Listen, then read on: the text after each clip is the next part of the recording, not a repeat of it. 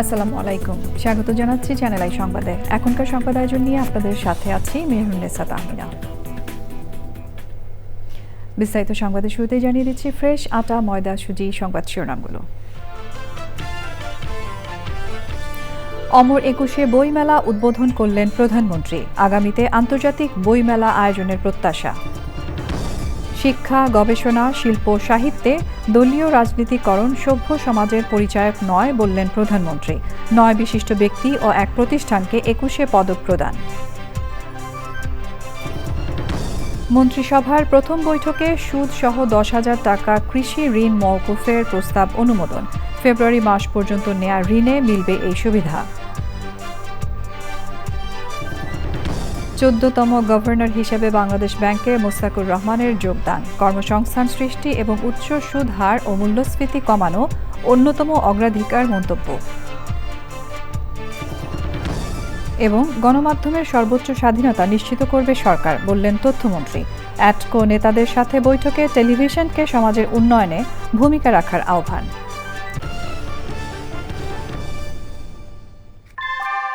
ভূমিকম্প সহনীয় most durable দেশের প্রথম থার্মেক্স রড সালাম স্টিল। সালাম স্টিল বোঝে ডিউরেবিলিটি। সালাম স্টিল, মোস্ট ডিউরেবল স্টিল।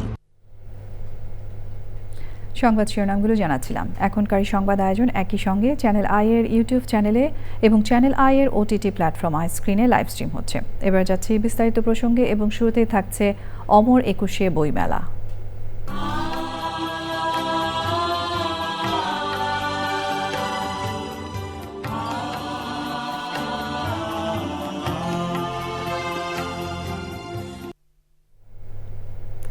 প্রাণের উৎসব অমর একুশে বইমেলা উদ্বোধন করেছেন প্রধানমন্ত্রী তারেক রহমান। দুপুরে বাংলা একাডেমি প্রাঙ্গণে মেলা উদ্বোধন করে প্রধানমন্ত্রী বলেন, এই বইমেলা রাষ্ট্রভাষা আন্দোলন ও বাংলাকে রাষ্ট্রভাষা করার স্মারক। তরুণ প্রজন্মের বই পড়ার অভ্যাস বাড়ানোর উদ্যোগ নেয়ার কথা বলেন প্রধানমন্ত্রী। আগামীতে অমর একুশে আন্তর্জাতিক বইমেলা আয়োজনের সুযোগ রয়েছে মন্তব্য করে বাংলা ভাষাকে জাতিসংঘের স্বীকৃত ভাষা হিসেবে ঘোষণার জন্য কাজ করার আহ্বান জানিয়েছেন প্রধানমন্ত্রী তারেক রহমান। রাহুল রায় রিপোর্ট। প্রতি বছর ভাষার মাস ফেব্রুয়ারির 1 তারিখ থেকে বইমেলা শুরু হলেও এবার 12 ফেব্রুয়ারি ত্রয়োদশ জাতীয় নির্বাচন হওয়ায় মেলা শুরু মাসের শেষ দিকে 26 ফেব্রুয়ারি। 1952 সালের ভাষা আন্দোলনের রক্তস্নাত ইতিহাসের স্মৃতি বহনকারী একুশের বইমেলা জাগিয়ে তুলে আমাদের চেতনা। সেই বইমেলা উদ্বোধন করেন প্রধানমন্ত্রী তারেক রহমান।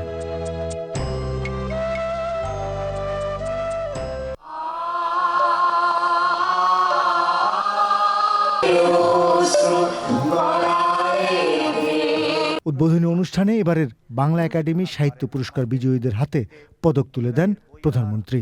2025-এ ভূষিত হয়েছেন ভাষা শহীদদের আত্মত্যাগ আর তরুণদের আকাঙ্ক্ষাকে লালন করার কথা বলেন প্রধানমন্ত্রী। তুলে ধরেন বই পড়ার প্রয়োজনীয়তাও। আমাদের বইমেলা আমাদের মাতৃভাষার ভাষার অধিকার আদায় এবং বাংলাকে রাষ্ট্রভাষা হিসাবে প্রতিষ্ঠার স্মারক হিসাবে চিহ্নিত। মানুষের বই পড়ার অভ্যাস বাড়ছে কিনা এই বিষয়গুলো নিয়েও বর্তমানে মনে হয় চিন্তা ভাবনা করার অবকাশ আছে। বিশেষ করে বইয়ের প্রতি তরুণ প্রজন্মের আগ্রহ বাড়ানোর উপায় আমাদেরকে বের করতে হবে। যুক্তরাষ্ট্রের নাগরিকরা বই পড়ার শীর্ষে রয়েছেন, সর্বনিম্ন তালিকায় রয়েছেন। ভয় পাবার কিছু নেই, এটি বাংলাদেশ নয়। সর্বনিম্ন তালিকায় রয়েছে আফগানিস্তান। তবে বই প্রেমীদের এই তালিকায় আনফরচুনেটলি 102টি দেশের মধ্যে বাংলাদেশের অবস্থান 97তম। বাংলাদেশের একজন মানুষ গড়ে বছরে 3টির মতন বই পড়েন। সুতরাং অমর একুশে বইমেলা শুধুমাত্র একটি নিছক উৎসবই বোধহয় মনে করা ঠিক হবে না, বরং এই মেলা আমাদেরকে আরো কিভাবে বই প্রেমী করে তুলতে পারে সেটি নিয়েও বোধহয় আমাদের কাজ করার অবকাশ রয়েছে। বাংলাকে জাতিসংঘের স্বীকৃত ভাষা ঘোষণার জন্য কাজ করার কথাও বলেন প্রধানমন্ত্রী তারেক রহমান। বাংলা ভাষাকে জাতিসংঘের অফিসিয়াল ভাষা হিসেবে স্বীকৃত আদায়ের জন্য আমাদের মনে হয় কাজ শুরু করা প্রয়োজন। ফ্যাসিবাদ মুক্ত বাংলাদেশের জনগণের সরাসরি ভোটে নির্বাচিত হয়ে বাংলাদেশে একটি গণতান্ত্রিক সরকার তার যাত্রা শুরু করেছে। জনগণের প্রতি জবাবদিহিমূলক এ সরকার দেশটাকে জ্ঞানের আলোয় আলোকিত করতে চায়। অমর একুশে বইমেলাকে আন্তর্জাতিক পরিমণ্ডলে নিয়ে যাওয়ার ভাবনার কথাও জানান প্রধানমন্ত্রী। আগামী বছরগুলোতে অমর একুশে বইমেলা অমর একুশে আন্তর্জাতিক বইমেলা হিসেবে আয়োজন করার সুযোগ রয়েছে কিনা সেটি আমি আপনাদের সকলকে ভেবে দেখার অনুরোধ জানাবো। অমর একুশে আন্তর্জাতিক বইমেলা অনুষ্ঠিত হলে বিশ্ব সাহিত্যের সঙ্গে পরিচিত হওয়ার পাশাপাশি বহু ভাষা এবং সংস্কৃতি শেখা, জানা এবং বোঝার দিকে আমাদের নাগরিকদের আগ্রহী করে তুলতে ইতিবাচক ভূমিকা রাখবে। নতুন প্রত্যয় আর নতুন স্বপ্নে অমর একুশে বইমেলা উদ্বোধন শেষে বিভিন্ন স্টল পরিদর্শন করে লেখক প্রকাশকদের সঙ্গে মতবিনিময় করেন প্রধানমন্ত্রী তারেক রহমান। পরিবারকে সঙ্গে নিয়ে পছন্দের বই সংগ্রহ করেন প্রধানমন্ত্রী। রাহুল রায়, চ্যানেল আই, ঢাকা। এ বছর বাংলা একাডেমি সাহিত্য পুরস্কার পেয়েছেন ৮ ব্যক্তি। অমর একুশে বইমেলার উদ্বোধন অনুষ্ঠানে প্রধানমন্ত্রী তারেক রহমান তাদের হাতে পুরস্কার তুলে দেন।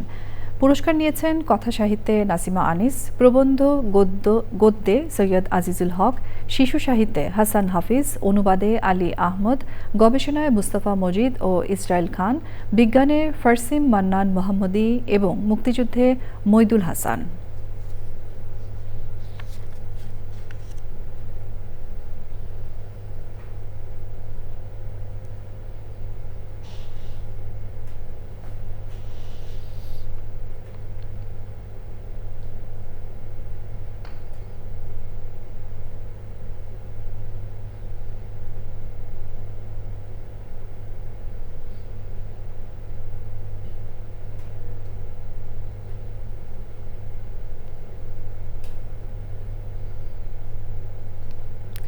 অমর একুশে বই মেলার প্রথম দিনেই পাঠকদের আগ্রহ ছিল নতুন বইয়ের প্রতি।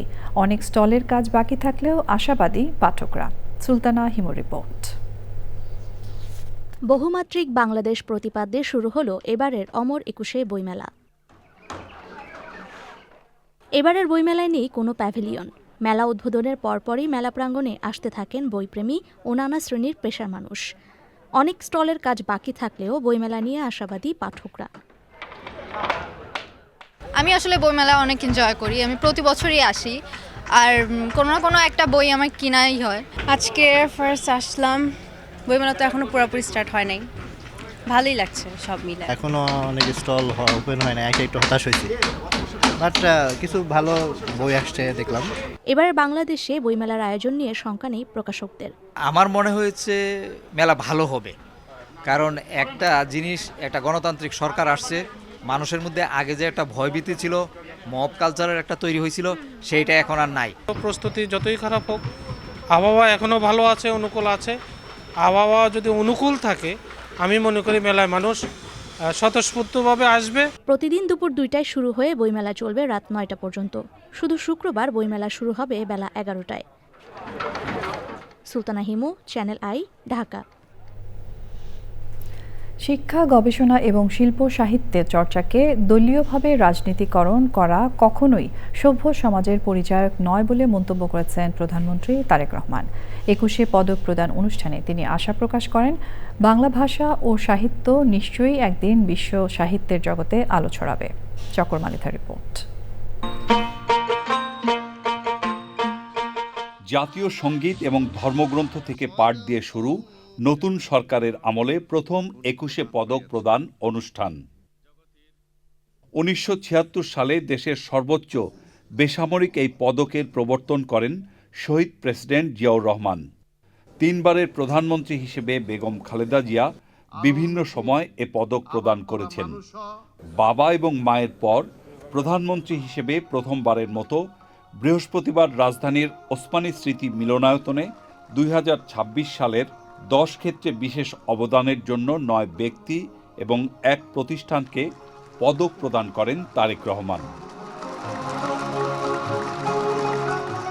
পদক প্রদান এবং বিশেষ অতিথিদের বক্তৃতার আনুষ্ঠানিকতা শেষে প্রধানমন্ত্রী তারেক রহমান তার বক্তৃতায় বলেন, 21শে ফেব্রুয়ারি জাতীয় আত্মপরিচয়ের স্মারক। একটি রাষ্ট্র এবং সমাজে কৃতি মানুষদের সংখ্যা যত বেশি বাড়তে থাকবে, সমৃদ্ধি এবং নৈতিকতার মানদণ্ডে সেই সমাজ তত বেশি আলোকিত হতে থাকবে। সুতরাং রাষ্ট্র তার নিজের প্রয়োজনেই জ্ঞানী গুণী মানুষদের সম্মানিত করে। প্রধানমন্ত্রী তার বক্তৃতায় শিক্ষা এবং শিল্প সাহিত্যের উপর জোর দেন। শিক্ষা, গবেষণা এবং শিল্প সাহিত্যের চর্চাকে আরও বেগবান করতে রাষ্ট্র এবং সরকার তার দায়িত্ব অবশ্যই পালন করবে। আমি বিশ্বাস করি শিক্ষা, গবেষণা এবং শিল্প সাহিত্য চর্চাকে রাজনীতিকরণ করা কখনোই সভ্য সমাজের পরিচায়ক নয়। পদক প্রদান অনুষ্ঠানে যোগ দিতে প্রধানমন্ত্রী সচিবালয় থেকে হেঁটে ওসমানী স্মৃতি মিলনায়তনে আসেন এবং অনুষ্ঠান শেষে আবার হেঁটে সচিবালয়ে ফিরে যান। চকর মালিথা, চ্যানেল আই, ঢাকা। রাজধানীর ওসমানী স্মৃতি মিলনায়তনে 2026 সালের 10 ক্ষেত্রে বিশেষ অবদানের জন্য সাংবাদিক শফিক রেহমান এবং অভিনেত্রী ফরিদা আক্তার ববিতা সহ 9 জন ব্যক্তি এবং এক প্রতিষ্ঠানের হাতে পদক প্রদান করেন তারেক রহমান। চকর মালিথার আরও একটি রিপোর্ট। রাজধানীর ওসমানী স্মৃতি মিলনায়তনে প্রধানমন্ত্রী তারেক রহমান প্রথম পদক তুলে দেন শিল্পকলায় অভিনয় শাখায় অভিনেত্রী ফরিদা আক্তার ববিতাকে। শিল্পকলার চারুকলায় এবছর 21 পদকে ভূষিত হলেন প্রফেসর ডক্টর মোহাম্মদ আব্দুস সাত্তার, স্থাপত্যে মেরিনা তাবাসসুম। শিল্পকলার সঙ্গীত বিভাগে মরণোত্তর 21 পদকে ভূষিত জনপ্রিয় ব্যান্ড শিল্পী আয়ুব বচ্চুর স্ত্রীর হাতে পদক তুলে দেন প্রধানমন্ত্রী। সঙ্গীতে প্রতিষ্ঠান হিসেবে পদক পেয়েছে ওয়ারফেস। অর্থী আহমেদ শিল্পকলার নৃত্যের জন্য 21 পদক প্রধানমন্ত্রীর হাত থেকে গ্রহণ করেন। পালাগানে 21 পদকে ভূষিত হলেন ইসলাম উদ্দিন পালাকার। বাংলাদেশে ভালোবাসা দিবসের প্রবর্তক সাংবাদিক শফিক রেহমান 21 পদক গ্রহণের সময় প্রধানমন্ত্রীর হাতে লাল গোলাপ তুলে দেন।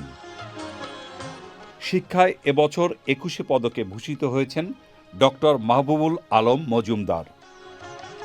প্রধানমন্ত্রী তারেক রহমানের হাত থেকে ভাস্কর্যে 21 পদক গ্রহণ করেন তেজস হালদার যশ। চকর মালিথা, চ্যানেল আই, ঢাকা। এবারে অন্যান্য সংবাদ। সুদসহ 10,000 টাকা পর্যন্ত কৃষি ঋণ মওকুফ করা হয়েছে।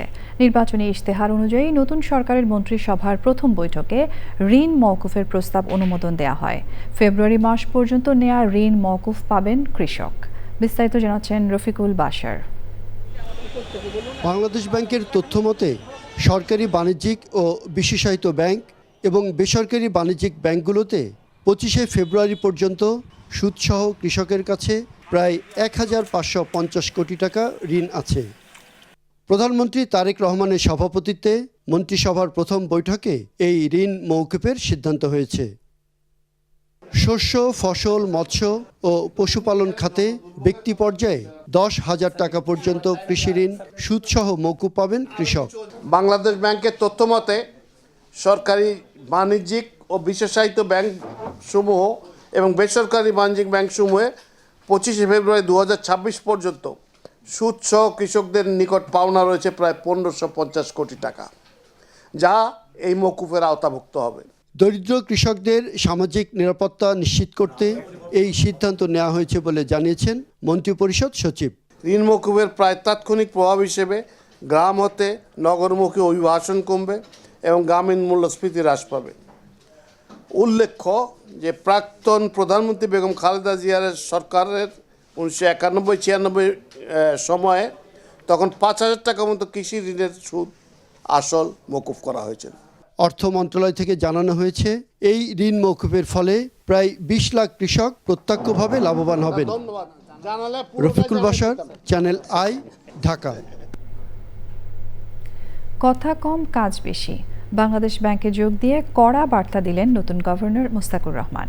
বলেছেন, নিয়ন্ত্রক প্রতিষ্ঠানের প্রধান হিসেবে কারণে অকারণে গণমাধ্যমে কথা বলা উচিত হবে না তার, এমনকি সহকর্মীদের প্রতিও তার একই নির্দেশনা।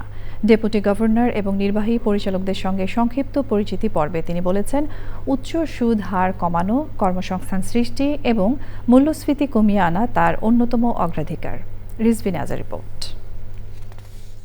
দেশের ইতিহাসে প্রথমবারের মতো একজন ব্যবসায়ীকে বাংলাদেশ ব্যাংকের গভর্নর হিসেবে নিয়োগ দিয়েছে বিএনপির নেতৃত্বাধীন সরকার। এমনকি বিএনপির নির্বাচন পরিচালনা কমিটিরও সদস্য ছিলেন দীর্ঘ সময় যুক্তরাজ্যে বসবাসকারী 14তম গভর্নর। বৃহস্পতিবার সকালে অর্থ মন্ত্রণালয়ে যোগদানের আনুষ্ঠানিকতা শেষ করে সকাল 10টা 40-এ বাংলাদেশ ব্যাংকে আসেন তিনি। ফুলের ডালা কিংবা দৃষ্টিকটু সংবর্ধনা এড়িয়ে কাজে মন দেওয়ার চেষ্টা প্রশংসিত হয়েছে কেন্দ্রীয় ব্যাংকে। আমাদের রেগুলেটর কথা বলবে, আমরা রেগুলেটর তো আমরা কথা বলবো কম, কথা বলবো, কাজ করবো, আগে কাজ করি পরে কথা বলবো। ঊর্ধ্বতনদের সঙ্গে বৈঠক করে বাংলাদেশ ব্যাংকের কাজের ধরন এবং ব্যাংকিং খাতের জন্য আশু করণীয় সম্পর্কে কিছু ধারণা নিয়েছেন নতুন গভর্নর। মুখপাত্রের মাধ্যমে অগ্রাধিকারগুলো জানিয়ে দিয়েছেন তিনি। তো সবার শুরুতে উনি বলেন যে কেন্দ্রীয় ব্যাংক একটি রেগুলেটর, শুধু কেন্দ্রীয় ব্যাংক বলে কথা না, সকল রেগুলেটরের উচিত মিডিয়াতে যত কম বক্তব্য প্রদান করা যায়, কেননা বিশেষ করে কেন্দ্রীয় ব্যাংকের যে কোনো বক্তব্য সোসাইটিতে পজিটিভ এবং নেগেটিভ ইম্প্যাক্ট ফেলে এবং তার ওয়েটও অনেক বেশি থাকে। অতএব অবশ্যই বাংলাদেশ ব্যাংক একটা মিডিয়া বান্ধব রেগুলেটরি বডি, মিডিয়ার সাথে আমাদের নিবিড় যোগাযোগ থাকবে, তবে ডে টু ডে ব্রিফ করা এই ধরনের ঘটনা হয়তো বা ঘটবে না। মঙ্গলবার চরম নাটকীয়তার মধ্যে গণ অভ্যুত্থানের পর অন্তর্বর্তী সরকারের আমলে নিয়োগ পাওয়া গভর্নর ডক্টর আহসান এইচ মনসুরের বিদায় হয়। রিজভিন আওয়াজ, চ্যানেল আই, ঢাকা।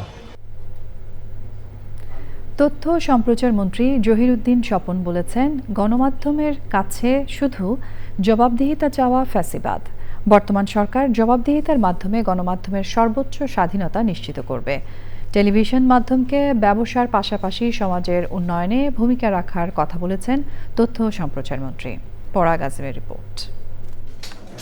সৌজন্য সাক্ষাতের পাশাপাশি নিজেদের খাতের কিছু সমস্যা নিয়ে কথা বলতে তথ্য ও সম্প্রচার মন্ত্রী জহিরুদ্দিন স্বপনের বাসায় যান টিভি চ্যানেল মালিকদের সংগঠন অ্যাডকো নেতারা। তারা মন্ত্রীর সাথে এই খাতের বিভিন্ন বিষয় নিয়ে আলোচনা করেন। বৈঠক শেষে কথা বলেন সাংবাদিকদের সাথে। যে সমস্ত বিষয় নিয়ে আমরা আলোচনা করেছি, আমার মনে হয় যে এই সমস্যাগুলো আমার মনে হয় যে খুব দ্রুত আমরা কাটিয়ে উঠতে পারবো, কারণ সদিচ্ছা থাকলে সব কিছুই সম্ভব। এবং যে বিষয়গুলো আমরা আলোচনা করেছি সেই বিষয়গুলো সবগুলোই কিন্তু মানে উইন উইন সিচুয়েশন, যেটা সরকারেরও লাভ, আমাদেরও লাভ এবং আমাদের সংশ্লিষ্ট যারা সহকর্মী স্টেক হোল্ডার এবং যারা আপনারা সাংবাদিক ভাইরা আছেন, ক্যামেরাম্যান আছেন, বোনেরা আছে, সবাই আছে, এটা পুরো ইন্ডাস্ট্রির জন্য একটা লাভের ব্যাপার হবে। তথ্য ও সম্প্রচার মন্ত্রী বলেন, টেলিভিশন চ্যানেলগুলো যৌক্তিকভাবে নিজেদের ব্যবসা করবে, তবে সমাজের উন্নয়নেও তাদের দায় থাকতে হবে। আমি মনে করি না যে ওনারা কেবলমাত্র এটা একজন ব্যবসায়ী হিসাবে, একটা ব্যবসা উদ্যোগ হিসাবেই দেখেন। আমি নিশ্চিত না যে ব্যবসায়ী উদ্যোগের বাইরেও এর যে একটা সামাজিক যে দায় দায়িত্ব আছে এবং ওনাদের এই ব্যবসা প্রতিষ্ঠানের যে ওনাদের প্রফিটের বাইরে যে একটা বিরাট রোল আছে, এবং সেই রোলটাকে আমরা কিভাবে গণমুখী করতে পারি এবং কিভাবে সেখানে রাষ্ট্র সরকার ওনাদেরকে কিভাবে ফ্যাসিলিটেট করতে পারে, আমরা এইভাবেই বিষয়টা দেখি। জবাবদিহিতার নামে কণ্ঠরোধ করাটা এটা একটা ফ্যাসিবাদী প্রবণতা। তো আমাদেরকে জবাবদিহিতার মধ্যে আমরা সর্বোচ্চ স্বাধীনতা নিশ্চিত করব। আমি মন্ত্রী হিসাবে সরকারের পক্ষ থেকে এই বিষয়ে গ্রিন সিগন্যাল পেয়েছি। ঈদের পর অ্যাডকোর সাথে আরেকটি বৈঠক হবে বলে জানিয়েছেন তথ্য ও সম্প্রচার মন্ত্রী। পরাগ আজিম, চ্যানেল আই, ঢাকা। 2025-এর 21শে জুলাই রাজধানীর মাইলস্টোন স্কুলের উপর ধসে পড়া বিমান থেকে আগুনে হতাহতের ঘটনার শোক আজও দেশের মানুষের মনে। সেই ট্র্যাজেডিতে অনেক বন্ধু আর শিক্ষকদের হারিয়ে বেঁচে ফেরা শিশুরা এখন কেমন আছে জানতে চান অনেকে। তাদের খোঁজ নিয়েছেন সোমা ইসলাম।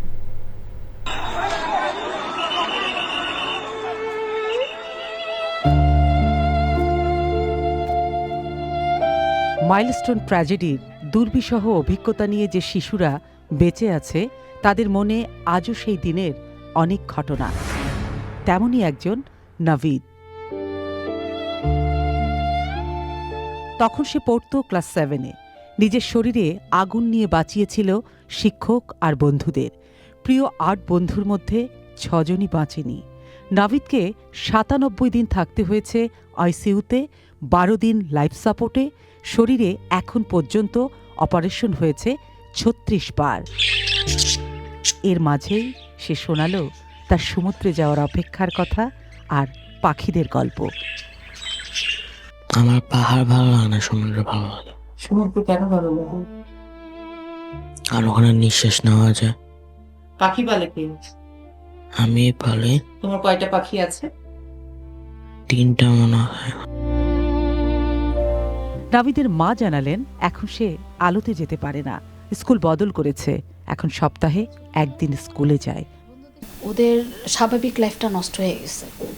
ওদের লাইফে এখন ওরা স্বাভাবিকভাবে সূর্যের আলোতে যেতে পারে না, স্বাভাবিক কাজগুলো করতে পারে না, সাইকোলজিক্যাল প্রবলেম হচ্ছে ওদের। এখনও ট্রিটমেন্ট অনেক লং টাইমের ব্যাপার আর কি, আর অনেক ব্যয়বহুল ওদের ট্রিটমেন্ট। ক্লাস 8-এর রায়ান বন্ধুকে সাথে নিয়ে যাচ্ছিল ক্যান্টিনে, তখনই সেই বিপর্যয়। পাশের বন্ধুটি আর বেঁচে নেই। রায়ানকে 55 দিন থাকতে হয়েছে বার্ন ইউনিটে। এরপর এখন স্কুলে যাওয়া হয়ে ওঠেনি। সারাদিন বাসায় যে স্কুল থেকে বই এনে দিয়েছে, এগুলো বাসায় টিচার লিখে দিয়েছে, পড়ি, মাঝে মাঝে একটু ল্যাপটপ দেখি। নদী না পাহাড় না সমুদ্র? সমুদ্র। কি পছন্দ? সমুদ্র। সমুদ্র কেন পছন্দ? সমুদ্রে কি ভালো লাগে? সমুদ্রের আওয়াজটা ভালো লাগে। রায়ানের পরিবার দিশেহারা, সন্তানের ভবিষ্যতের চিন্তা আর চিকিৎসার খরচ নিয়ে। ওর বাচ্চাটা স্বাভাবিক না, দেখা যায় যে ওরা কবে সুস্থ হবে বলতে পারি না। আমি জানি না ওরা পরবর্তীতে লাইফটা যে কিভাবে টেনে নেবে। পরিবারগুলো এই শিশুদের পূর্ণ স্বাভাবিক জীবনে ফিরিয়ে দেওয়ার কঠিন যাত্রায় নতুন সরকারের সহযোগিতা চাইছে।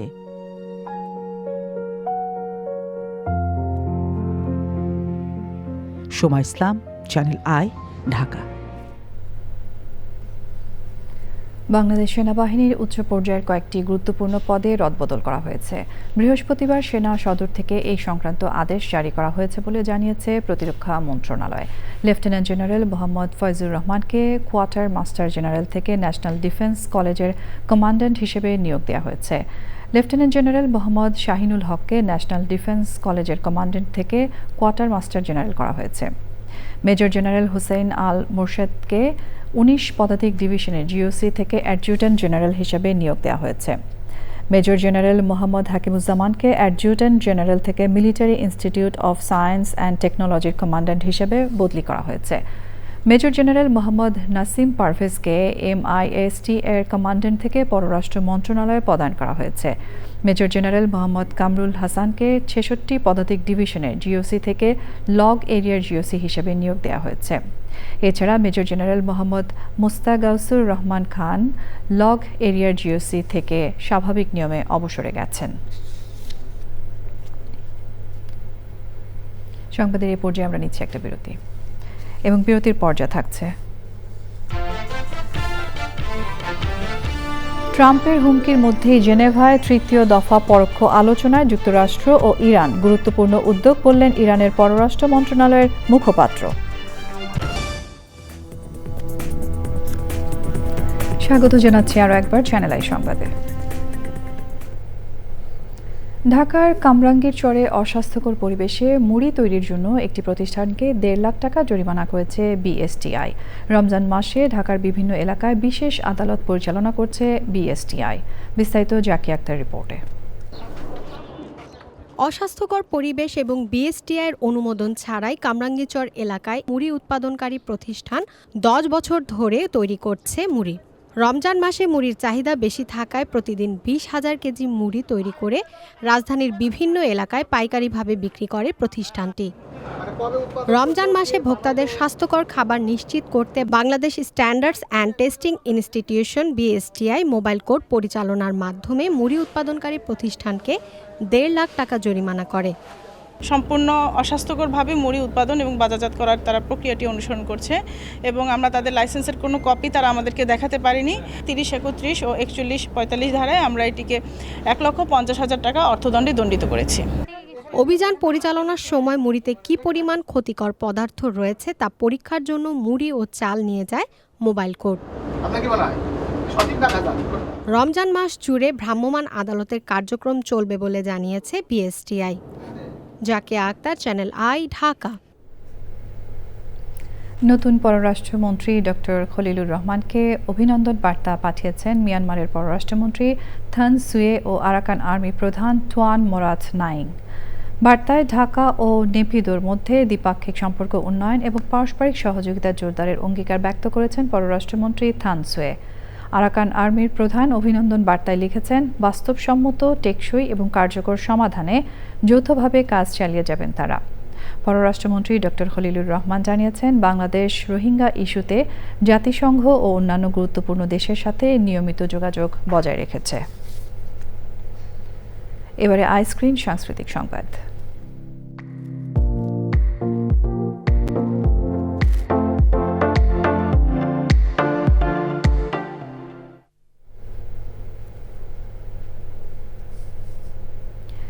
বাংলা লোকগানের দল বাউলা নিয়ে এলো তাদের নতুন গান বিদেশ আমার ভাল লাগে না মা। দীর্ঘদিন ধরে প্রবাসী ভক্তদের অনুরোধ ছিল তাদের মনের কথা, তাদের না বলা অনুভূতি যেন একটি গানে ধরা পড়ে। সেই আবেগ, সেই অপেক্ষা ও 2 বছরের নিরন্তর ভাবনা চিন্তার ফসল এই গান। বিস্তারিত মির্জা ইমতিয়াজের রিপোর্টে। মাটির গন্ধ, নদীর ঢেউ আর মায়ের মুখ, এই তিনের টানেই বেঁচে থাকে বাঙালির হৃদয়। সেই হৃদয়ের গভীরতম আরতি, অদেখা অশ্রু আর না বলা কথার সুর নিয়েই বাংলা লোকগানের দল বাউলা নিয়ে এলো তাদের নতুন গান বিদেশ আমার ভাল লাগে না মা।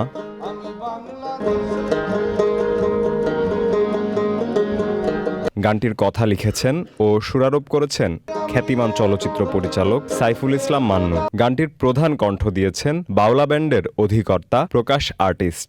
দেশ মাতৃকার প্রতি প্রবাসীদের যে ভালোবাসা, এটা আসলে তাদের কষ্টের মধ্যে বলা হয় না, কিন্তু তার প্রতিটি সেকেন্ড ভাবে দেশকে, ভাবে দেশের মাকে, ভাবে দেশের বিভিন্ন রকমের পরিস্থিতিকে ভাবে তারা।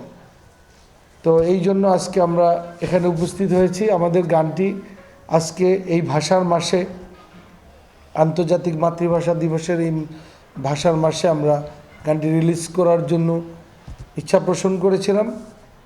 সেইভাবেই আজকে আমরা এই গানটি প্রকাশনার ইচ্ছা পোষণ করেছি এবং প্রকাশনা করতে যাচ্ছি। হারমোনিয়ামে রবিন সরকার, ঢোলে মাসুম ও সাইদ আহমেদ, বাঁশিতে আশিকুল, গিটারে ইকে মজুমদার ইস্তি, বেস গিটারে অনুপ এবং পারকাশনে ছিলেন সোহেল।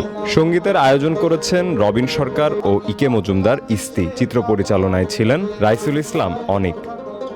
Mirza Imtiaz, channel I, Dhaka. এবারে রয়েছে নিটল টাটা আন্তর্জাতিক সংবাদ।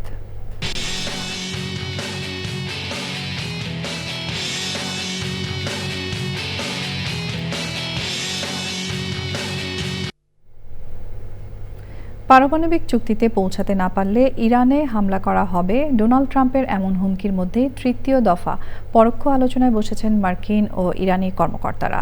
সুইজারল্যান্ডের জেনেভায় 2 দেশের প্রতিনিধিরা 3 ঘন্টার বেশি আলোচনা করেন। আবারও আলোচনায় বসবেন তারা। আগের 2 দফা আলোচনার মতো এবারের আলোচনায়ও ইরানের প্রতিনিধি দলের নেতৃত্ব দিচ্ছেন পররাষ্ট্রমন্ত্রী আব্বাস আরাগচি এবং যুক্তরাষ্ট্রের প্রতিনিধিত্ব করছেন বিশেষ দূত স্টিভ উইটকফ ও ট্রাম্পের জামাতা জেরেড কুশনার। এই আলোচনাকে গুরুত্বপূর্ণ হিসেবে অভিহিত করেছেন ইরানের পররাষ্ট্র মন্ত্রণালয়ের এক মুখপাত্র। ঢাকা ব্যাংক পিএলসি বাণিজ্য সংবাদ।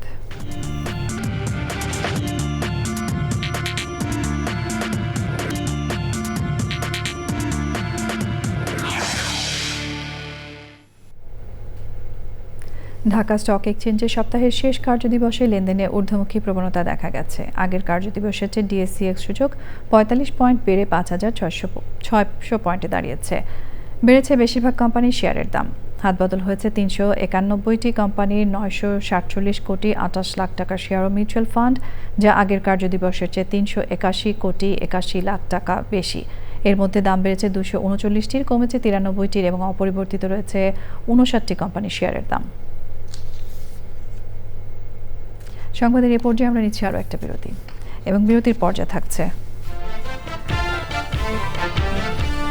নরসিংদীর মাধবদীতে বাবার সামনে থেকে মেয়েকে তুলে নিল বখাটেরা, সরিষা ক্ষেত থেকে মরদেহ উদ্ধার।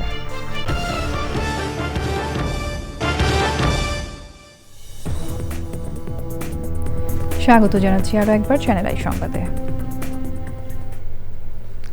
নরসিংদীর মাধবদীতে সরিষা ক্ষেত থেকে আমেনা আক্তার নামে এক তরুণীর মরদেহ উদ্ধার করেছে পুলিশ। নিহতদের স্বজনরা জানিয়েছেন, বুধবার রাতে বাবার সামনে থেকে ওই তরুণীকে তুলে নিয়ে যায় বখাটেরা। সকালে তার মরদেহ পাওয়া যায়। সুমন রায়ের পাঠানো তথ্য ভিডিও চিত্রে শিহাব খান দিগন্তর রিপোর্ট। নরসিংদীর মাধবদীতে একটি সরিষা ক্ষেত থেকে আমেনা আক্তার নামে এক তরুণীর মরদেহ উদ্ধার করেছে পুলিশ। নিহত তরুণী সৎপিতা আশরাফ হোসেন জানিয়েছেন, 15 দিন আগে ওই তরুণী কাজ থেকে বাড়ি ফেরার পথে বখাটের নুরার নেতৃত্বে 5 থেকে 6 জনের একটি দল তাকে তুলে নিয়ে ধর্ষণ করে। বিষয়টি মহিষাসুরা ইউনিয়ন পরিষদের মেম্বার আহমদের নেতৃত্বে মীমাংসা হয়। বুধবার রাতে আশরাফ হোসেন মেয়েকে খালার বাড়িতে রেখে আসতে যাওয়ার পথে বড়ইতলা এলাকার নুরার নেতৃত্বে আরও 5 জন মিলে আমিনাকে ছিনিয়ে নিয়ে যায়। বৃহস্পতিবার সকালে একটি সরিষা ক্ষেতে গলায় ওড়না পেঁচানো মরদেহ দেখতে পায় স্থানীয়রা।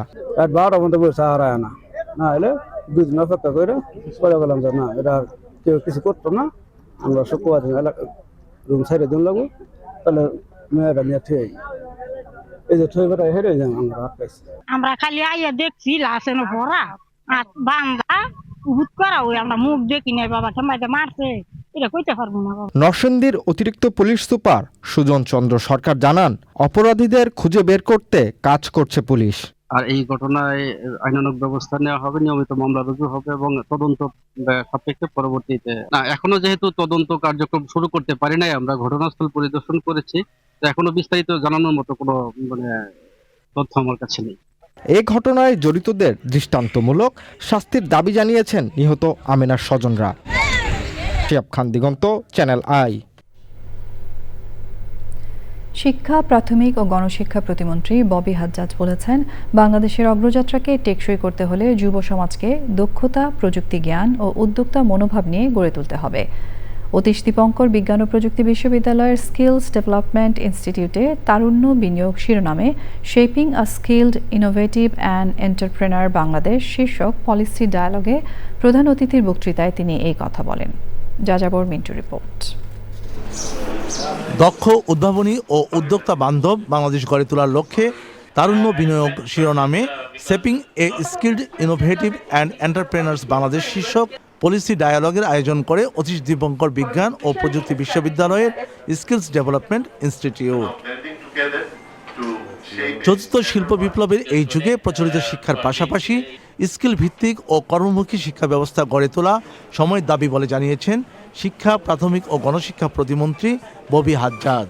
আগামী 18 মাসে বাংলাদেশে আমরা 1 কোটি নতুন চাকরির ব্যবস্থা করব। নতুন চাকরির ব্যবস্থা করতে হলে অনেক কিছু করতে হবে। নতুন ইনভেস্টমেন্ট আনতে হবে, নতুন ব্যবসা প্রতিষ্ঠান তৈরি করতে হবে, পুরনো ব্যবসা প্রতিষ্ঠানদেরকে আরো বৃহত্তরীকরণ করতে হবে।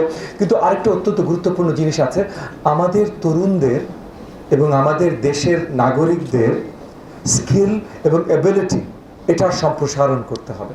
অনুষ্ঠানের সভাপতি অ্যাডাস্ট বোর্ড অব ট্রাস্টিজের চেয়ারম্যান শামসুল আলম লিটন বিশ্ববিদ্যালয়কে একটি skill and entrepreneurship driven university হিসেবে গড়ে তোলার প্রত্যয় ব্যক্ত করেন এবং শিল্প খাতের সঙ্গে একাডেমিয়ার কার্যকর সমন্বয়ের উপর গুরুত্ব আরোপ করেন।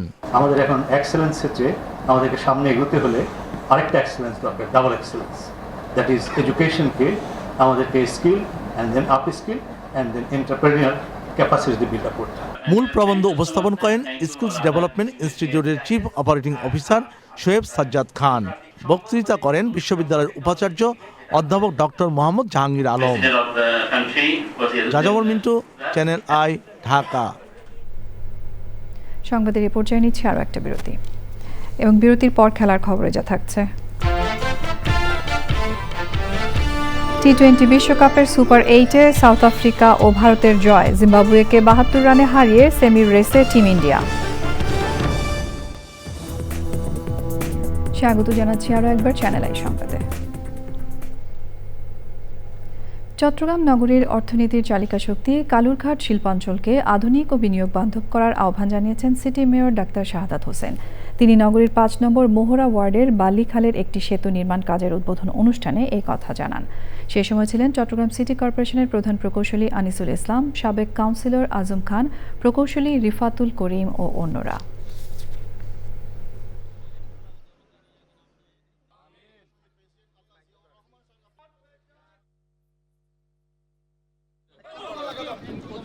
এই বালিখালের উপর ব্রিজটি দীর্ঘদিন যাবৎ এলাকাবাসীর এটা দাবি ছিল। আমরা চাই যে ব্রিজ, কালভার্ট, রাস্তা সংস্কার এগুলি সিটি কর্পোরেশনের পক্ষ থেকে অত্যাবশ্যকীয় প্রয়োজনীয় যেগুলি অবশ্যই আমরা প্রায়োরিটি বেসিস সেগুলো আমরা দিচ্ছি। এখানেও অন্য অন্য রাস্তাঘাট এখনো যেগুলো সংস্কার হয়নি, ইনশাল্লাহ আমরা আশা করছি এই রাস্তাঘাটগুলো আমরা দ্রুত কাজ শুরু করব এবং বর্ষার আগে আমরা সেটা শেষ করতে চেষ্টা করব। এবারে জানাবো খেলার খবর।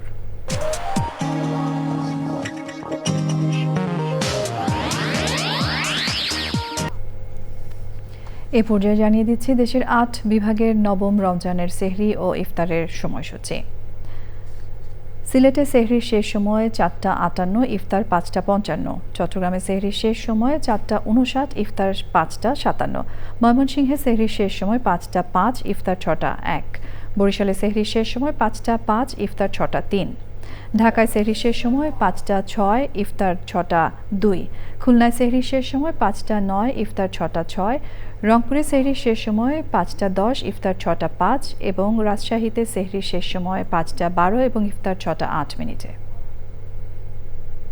সংবাদ শেষ করব ফ্রেশ আটা ময়দা সুজি সংবাদ শিরোনামগুলো আরও একবার জানিয়ে দিয়ে। অমর একুশে বইমেলা উদ্বোধন করলেন প্রধানমন্ত্রী। আগামীতে আন্তর্জাতিক বইমেলা আয়োজনের প্রত্যাশা। শিক্ষা, গবেষণা, শিল্প, সাহিত্যে দলীয় রাজনীতিকরণ সভ্য সমাজের পরিচায়ক নয় বললেন প্রধানমন্ত্রী। ৯ বিশিষ্ট ব্যক্তি ও এক প্রতিষ্ঠানকে ২১শে পদক প্রদান। মন্ত্রিসভার প্রথম বৈঠকে সুদসহ ১০,০০০ টাকা কৃষি ঋণ মওকুফের প্রস্তাব অনুমোদন। ফেব্রুয়ারি মাস পর্যন্ত নেয়া ঋণে মিলবে এই সুবিধা।